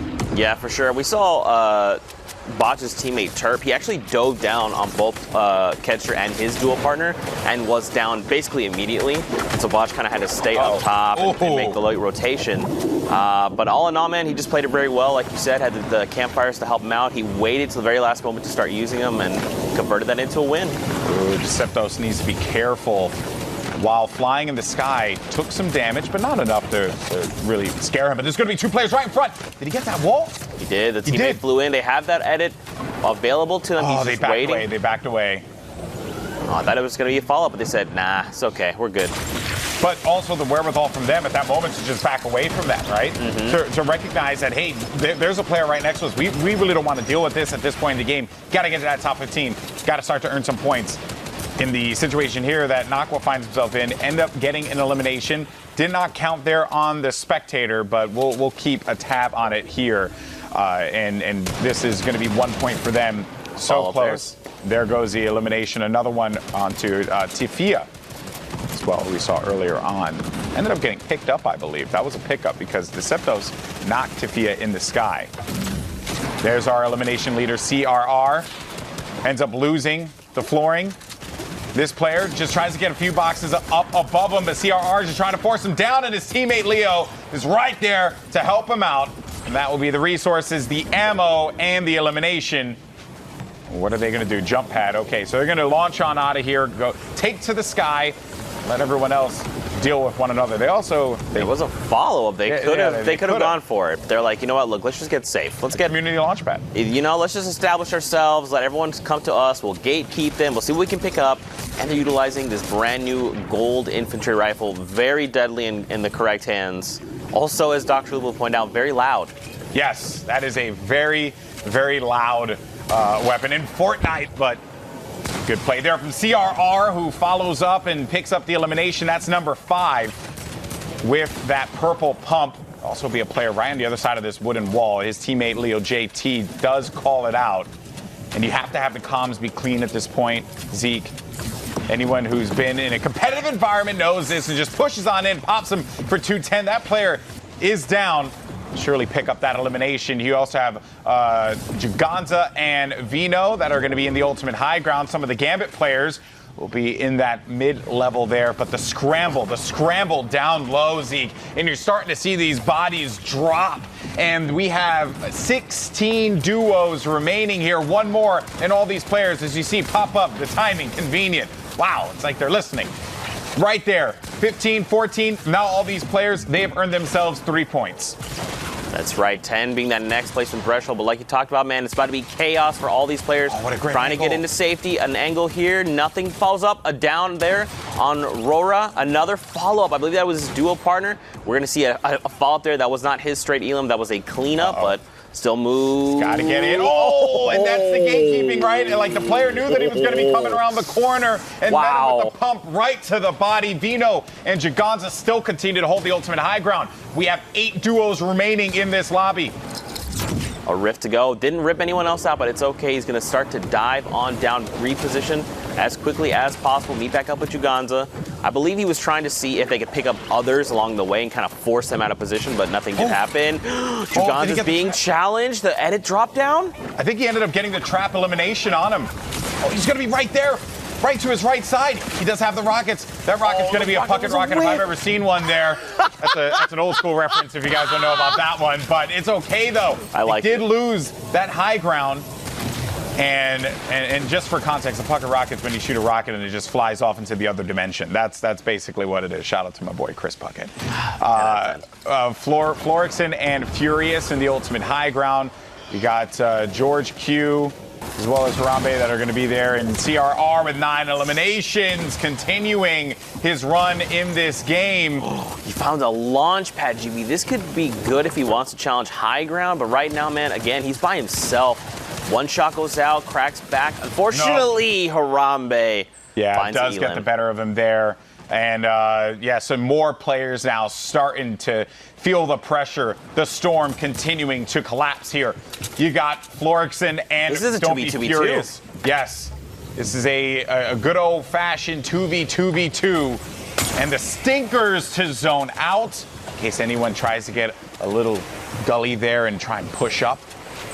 This could come down to another one of those, right? Oh, but I wonder if anyone's going to try and challenge this. Furious is going to be right below. You got Nakwa and Jords. Alu's Jords right above Giganza and Vino. Florixon is playing the high ground, still maintaining it. They don't want to give this one up. 3 more stinkers as well. And as this zone starts to close, the stinkers become that much more valuable. And look at that. They're just going to keep throwing more stinkers. Furious is going to go outside and challenge another player. You have one body down. Got a duo remaining. It's a 2v2. They see exactly where they are, and that is going to be the victory royale picked up by Florixon and Furious. Brilliant work with the stinkers. Was able to zone them out. He had his teammate there to continue to apply pressure in case players tried to just build out, get themselves to some safety. Don't give them a moment to breathe, and that leads to the W for that duo. Now we're going to go into some more action here, and we got Soy Sinks with 4 eliminations currently. Whew.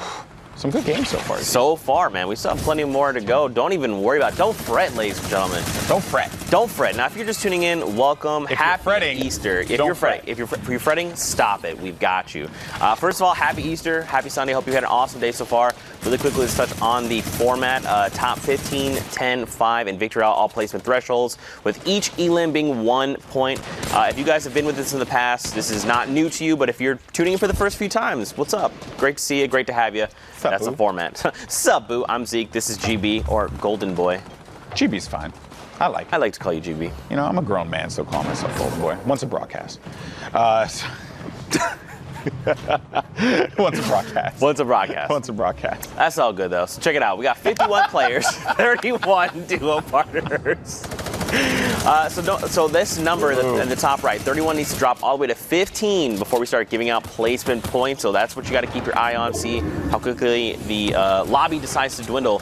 But dude, we're here lazy, so depending on where we move from here could be very devastating, especially if we opt to go back over the water. Makes that play space very difficult to navigate.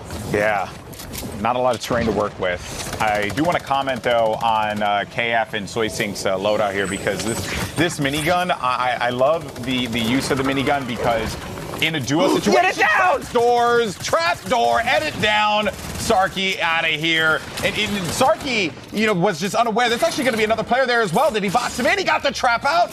Does the damage. I think that may have been against a player he had already down. But despite that, though, as I was mentioning right before that rude interruption, I think that the minigun play in duos is so great, because when you have this weapon, it allows you on the high ground. Players are just like, what's going on? There's so much incoming fire your way that the time to respond, you're constantly playing defense. Look at this here, right? So now he could just, Soy Sinks could look around and see if a player is going to be poking through, and as they're just continuing to fire, they can benefit from that. They can just continue to apply more pressure with this high ground spot. They have rockets, they have a minigun, they have all of the pressure weapons that you could possibly want in Fortnite. Yeah, absolutely. And with that, they even have the half shields if they want to look to make trades with people. The minigun is very scary, right? The moment you hear it wind up, people around you are going to go, oh, okay, let's just make sure we're protected. Is the roof up? Like, are these metal walls? I don't want to get beamed, and that's exactly what's happening. That's why you see no one trying to challenge them. Unless you're Poe, who was just trying to get a little bit of high ground. You know, you can't blame him for that. And Poe tried to make a play, but ended up paying dearly for that one. That's going to be number 8 for the duo of Soysing and KF. Did he connect with the rocket? A player's going to be right below him as well. Does actually own a lot of that, but now the rotation's going to start to happen here. And you're going to see that floor and pyramid be placed. The double protection on the high ground. We also have some trees here, too, that are going to cover the vision, right? That are going to allow Soysing and KF to continue to push freely. 55 builds, though, for Soysing. I want him to just be mindful of that. If potentially KF has a little bit more on the builds category, maybe Soysing doesn't take the lead as far as building is concerned. Let his teammate try and utilize that. Or, as we're seeing here, go for that high ground. Oh, no! Oh, no, is going to eat the rocket. That was his own rocket. It was. Oh, that has to hurt there. Soysing needs to play very careful. This has been a great game for them so far, and I would not want to see it end like that. That was very devastating. We saw the player, he tried to drop down, but they dropped the roof, so the rocket exploded in his own face. There's still action to be had. Check out Saw here, finds elimination down low. There's going to be shots to follow up. He's going toe-to-toe with different players left and right. What is by Saw, you monster? Everything was going wrong for you there, and then finally Vipex is going to end the run. But that was absurd, the run of eliminations that we saw in the ultimate low ground.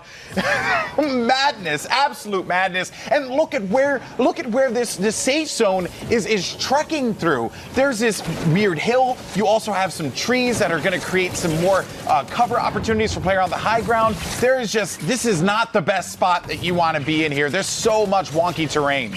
Yeah, we are going to be changing elevation, especially move along this little sand seashore. What would you call this? Like, it's a lagoon, but what would you call like the edges of the lagoon where the sand is? Yeah, I guess it's, like is it a beach? A beach type thing. Like, yeah, I don't really know because I'm from New York and we don't really. I mean, our only beach is Coney Island, and if you've never been there, it ain't all that good. So I've never been outside, so I don't know. Yeah, this is true. See, I'm glad you came out of your box today. That is, it makes us very happy. You know, it's good to see you, bud. Glad you can make it out of there.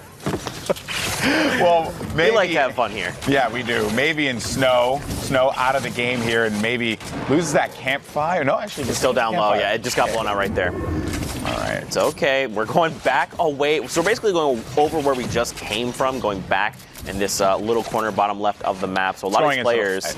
Yeah, it's going back over this. Into the water, I believe. No, it's going away. Look at the little dot. Okay. Yeah. So it's telling you where it's going to go. You're basically over old builds. So a lot of these players potentially could recycle things. We'll have to see. Keep in mind, at top 5, we just hit another round of placement points. Top 5 is the next set as this player drops down in the box. Maybe we'll find a pickup on Rick. 8 players, 7 Needs duos. the builds. Didn't get enough of that. Only is going to have 6 builds remaining. And you have 8 players left in this lobby. Only 1 pair. And that's going to be the MES crew. Laserview and Ravux will be. Everyone else must be up top. Yeah, all up top. And that's going to be the only duo. And they're in the ultimate low ground, which is kind of short. Oh my! What? I'm like just popped up in front of Maybe. Got a few more builds from that one. Maybe needs to look up.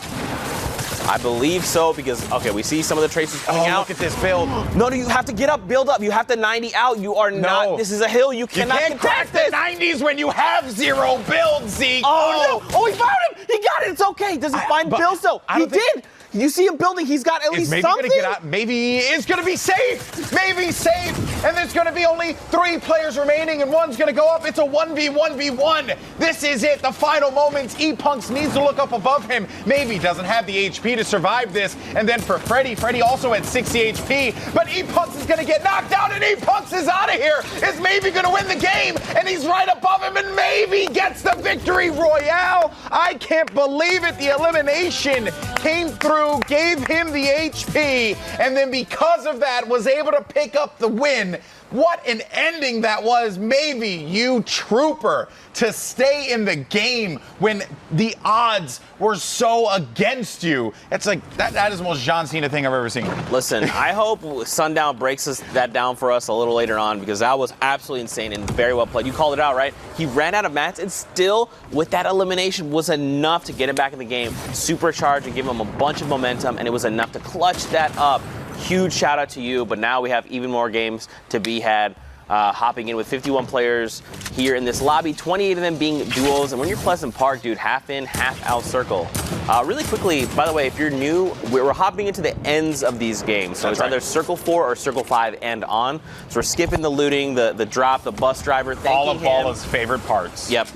My favorite is thanking the bus driver every time. Hey, thank you, sir, for running your business 24/7. I appreciate you. I'm now going to hop out to my deck. I'll see you, though. I'll see you in like 7 seconds. See, yes, we'll do this song and dance again, and then I'll thank you again. Well, we got Pepper and Harmy, who we saw, I believe, in the first game that we jumped in from the break. Pretty good duo, M10 duo. Quite formidable here. 50 blue on that one, and I'm numb goes down. Oh, you are numb now. I like that. I was waiting for the pun from you, brother. You did not disappoint. I got you. That's my job. That's the first elimination for this duo.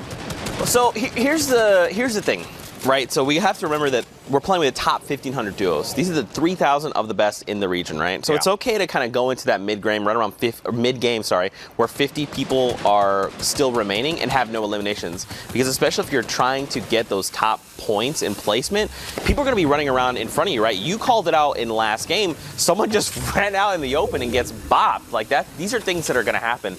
And here's the qualifiers per region. There on the right side of your screen, you can see how many are up for grabs right now.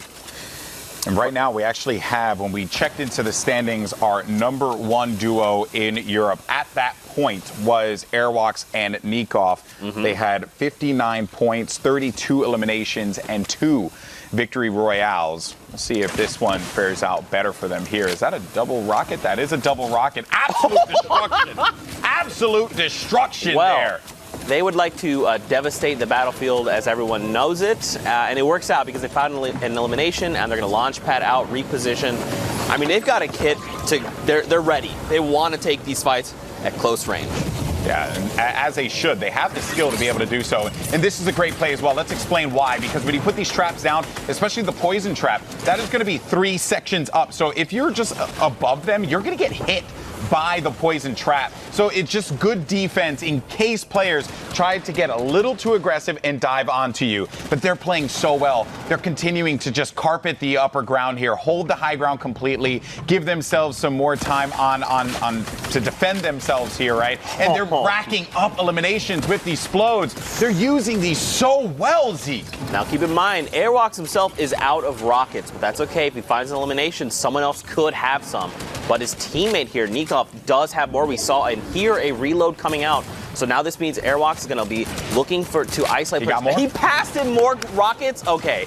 These guys are playing demo right now, okay? They're just sending rockets down below, fracturing builds, just making sure everyone's super uneasy, forcing them into these weird positions and making them just like panic. This is such a stack lobby, by the way. I just saw Benji Fishy there as well. And Savage. I saw Skype, Savage, who's going to be out of this one, and Vato as well from Lestream. They're still going to be in the action. Benji Fishy qualified for the solos portion of the Fortnite World Cup last week. Maybe could be looking to qualify once again. Only 4 spots up for grabs in the European region. The dynamite, feel the boom.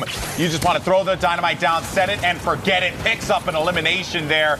And all of these players here continuing to just jockey for position. But Benji Fishy manages to snag yet another down and elimination. That was going to go on to Crusher. The M10 crew still going to be in the action. Just as I say that, they go off in the action feed. You saw it pop up there. And Benji Fishy trying to just stay alive. So many explosions happening around him. You just want to play defense. Didn't get that clean edit down, but pushes in and trying to see where Benji Fishy is. So Benji Fishy is still going to be going in Mongrel. Mongrel's in this game as well. This is a who's who of European Fortnite here, folks. I think I saw Jarl there as well. Yep. Lots of great players are going to be left in the scuffle, and Benji Fishy trying to punish some of these players are going to be outside here in the storm. They continue to go down like flies. 11 players remaining. Benji Fishy manages to take down Skype. You got to thirst them right away so you can get the siphon. More players as well, and Benji Fishy waiting this one out now. And up above, it's Nikov and Airwalks, and Mongrel is going to get hit by a rocket. They have more rockets, Zeke. How do they have more rockets? It's like they got every single rocket on the server. It's just not fair. But this is their territory. This is their land, and they're going to do everything that they can to defend it. Airwalks and Nikov, beast mode at this point in time. You got Ozkervo, who's going to have 7 eliminations, along with Ivesy. Oh my God! But Nikov gets another one down there onto Prago. That's going to leave us with just 6 players remaining. Endrian's going to go down. It's going to just be Ozkervo. But Airwalks and Nikov, they have him. They have him tucked in a corner. And Ozkervo, you're not going to be long for this world, because this game belongs to the Solary boys. Airwalks and Nikov, victory royale. My God, that was an absolutely mind-blowing performance, and I think to hear more on that and some other neat stuff, let's send it over to Dr. Lupo and Sundown for that rundown. Gentlemen, thank you very much. We had a moment earlier. We looked at the standings with Sundown, and I mean, you even said yourself, of the 3 matches that they had played up until that point, 2 of them were victory royales, and you can see from that example exactly why. They had a top-down view. They had ownership, honestly, in my opinion, of the entire map for a majority of that end game. There's a reason they're on top. They have chemistry that I don't think we've seen from very many players so far, and I think that goes without saying for everybody from Solary. There's these European players, they know exactly what to do every step of the way. Now, to take a look at those steps, those specific key pieces, Sundown, what do you got for us? Thank you so much, Lupo. Yeah, so we're going to take a look at some of the gameplay and some of the high-level execution it takes to get victory royales and get clutch eliminations on this stage. So first, I want to give a shout-out to Botcher. We talked about it a little bit yesterday, blocking the Boogie Bomb with the line of sight, building himself out, and then using all of his utility to put himself in an advantageous situation. So the Storm, in this case, does 10 damage per tick. Each one of the campfires heals him for 2. Which means he's taking 4 damage per tick since he had 3, gives him 25 seconds to pop a medkit. So as long as he pops it before halfway through, he'll get that off. Didn't even need it. Now, Vino here, his self-awareness and his ability to move through the tarp and utilize the RPG to get quick eliminations, like catching the person as they go to window peek, catching the player just before he puts the cone down. Brilliant there, and we talk about being ready to fight on the backside of the circle. Bysaw doing it incredibly here, committing to so many of these fights and racking up a quick 3-piece of eliminations and then able to get around the side of the circle. I mean, brilliantly executed from him there, but unfortunately, Vipix cleaning that one up, and the casters asked for it, so I figured we'll give them what they want. Maybe with a brilliant performance to run it down. So at this point, it is a duo versus the rest of the world, with Maybe being one of those. It's a heavy snipe and a dream, but the dream comes in the form of that pump, and I'm Life just not necessarily being aware there, seeing the player running right in front of him, but now Maybe here, this is really where he does it. Gets the turnover onto Ravux, uses the siphon to then get to the outside. Now he's still here tracking the player, trying to find him on the high ground. Knocks him down, gets the siphon as well, which gives him a little bit more room to work with as he turns around and finds the player who had run out of mats. There's nothing he could have done. I mean, that low ground victory in a 1v the rest of the world situation has got to feel amazing, Lupo. I'm going to be honest, at a certain point, you were doing the math at the very beginning there, and I imagine the gif of the guy with the numbers floating around his head, trying to add it all up. I would have just thrown the campfires down and kept my fingers crossed. And with the awareness, like you said, Maybe at the very end there, absolutely insane, picking up siphon heals outside in the Storm, fighting his way back in, and just playing the low ground warrior position, not putting himself in a terrible spot, just kind of biding his time, knowing exactly when to strike and exactly where to strike, coming away with the victory royale. Now, we've seen a number of games so far today. Thank you again to Zeke and Goldboy for casting those. Up until now, we have a new standings update, right, Sundown? Yes, we do have a new standings update, so let's take a look again. There will be only 4 spots up for grabs, so again, here is that line. And you can see it's quickly turned into a battle for that 4th place, sort of the top 3 starting to section themselves out. But with that being said, there's always a possibility of a huge game. However, one thing I do want to call out, the top 3 here, they're spread between eliminations to placement, 49% to 51.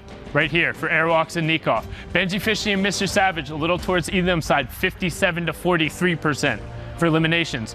Mongrel and Mitro, 51% to 49. We've talked about it. A strong, balanced approach for all going for high eliminations, but playing for the late game to give yourselves more of those opportunity is what is allowing these guys to succeed.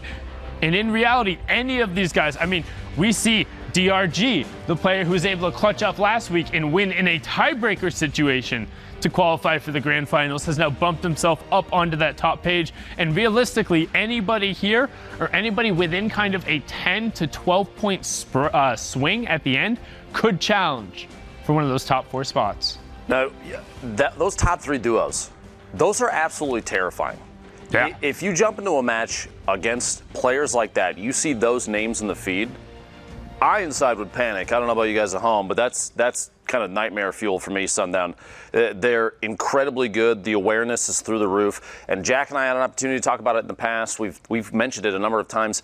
So many things. It's almost like sensory overload when it comes down to the last few rotations in some of these games. So people at home, you have to realize these players are at the top of their game the entire time. There's a reason that they're first, second, third, fourth, wherever they are on the board. They're top 10 for sure.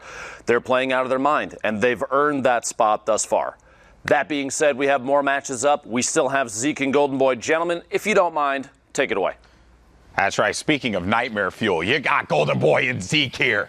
Whoa, whoa, whoa. I'm like a dream come true, okay? At least that's what my mom tells me, all right?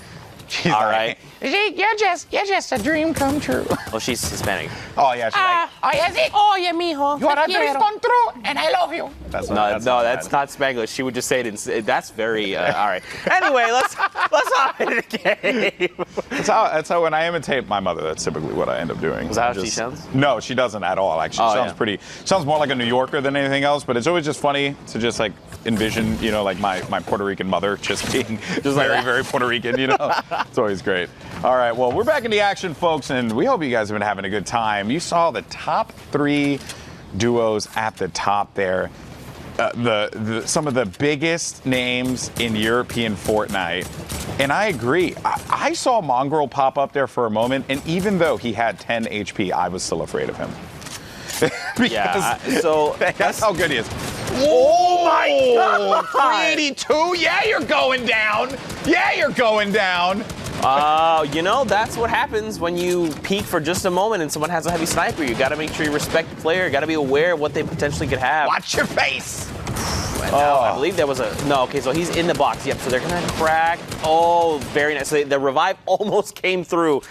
But that blowing out the floor there, they were sitting on a roof tile, or a roof, so it's they okay. went to the right. They don't see the movement. No, they don't. They have to. Nope, it's going to go through. It's going to go through. We're seeing that player stand back up. We'll be able to pick up, but their back is against that storm. They only have 30 seconds, and it's going to start to move, so they have to move like right now. But we'll worry about them later. I'm sure that, for Fluids and for Janitor. Oh, no. This was not the way you wanted things to go down. No, they're down. Exactly. They saw it. They knew that they didn't have time to move. That was a point that they wanted to get, and that will just continue to add up here. So close to 15th place, where they can start to get some placement points, Zeke. You really got to be careful especially when someone beams you and you go down and you get the revive. You've got to be aware. These guys, they know you've gone down. They know you're in that critical only 30 HP. They want that elimination. You got to be more careful when you're making rotations. And at this level, these players, they're keeping track of everything. If they see that, they know where your options are. They're looking at the builds and they're recognizing, okay, maybe he goes back. They can't go too far back because his back's against the storm. They go to the right. Cool. We know that we have them either way. But here we go now. Storm is about to move in just a little bit. Only a couple seconds remaining. Dynasty Carnage, no shields, along with Azeloff. That has to hurt. All these players are. All right. Yeah. Or structure out, and then RPG's going to come in through potentially finding eliminations. He does get cracked for quite a bit, though. He's okay. Oh, what did he do? Oh, my God. That was a disgusting flick shot. It's okay. He's still in this. That siphon comes through.